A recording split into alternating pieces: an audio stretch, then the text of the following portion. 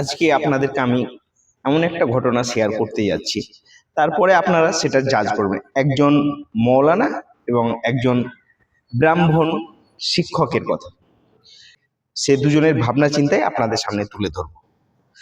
তো মৌলানা সাহেবের নাম হচ্ছে আজিজুর রহমান, উনার বাড়ি বর্ধমান।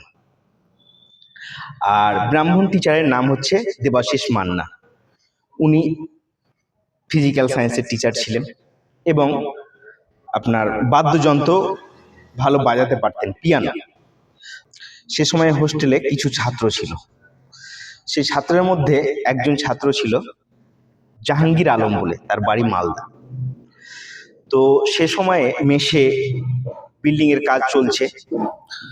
তো জাহাঙ্গীর আলম সে মেসে কাজ করা দেখে, মিস্ত্রিদের কাজ করা দেখে, যখন মেসে খেলাধুলার টাইমে হলো, বৈকাল টাইমে, তখন জাহাঙ্গীর আলম সে কি করলো, খেলাধুলা বাদ দিয়ে সে মিস্ত্রিরা যে কাজ করছিল সে কাজের পারপাসে ওই মিস্ত্রিদের কাছে গিয়ে মিস্ত্রিদের সাথে কাজে হাতে হাত লাগাতে শুরু করলো। সে কাজ জানে না, কিন্তু তাদের সাথে কন্ট্রিবিউশন শুরু করলো, মিস্ত্রিদের সাথে গিয়ে থাকা এবং কথা বলা, সেই তৎক্ষণাৎ 10-15 মিনিটের মধ্যে।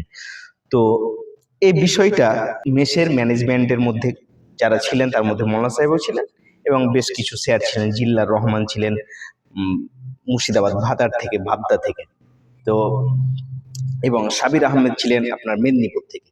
তো সেই এতে সন্ধেবেলায় যে দেবাশিস মান্না আমি নাম বললাম, উনি যে ফিজিক্যাল সায়েন্সের টিচার ছিলেন, উনি ওই ছেলেটাকে ডাকলো, জাহাঙ্গীর আলমকে। ডাকার পরে তাকে জিজ্ঞেস করলো, তুমি ওখানে কি করতে গেছিলে বাবু?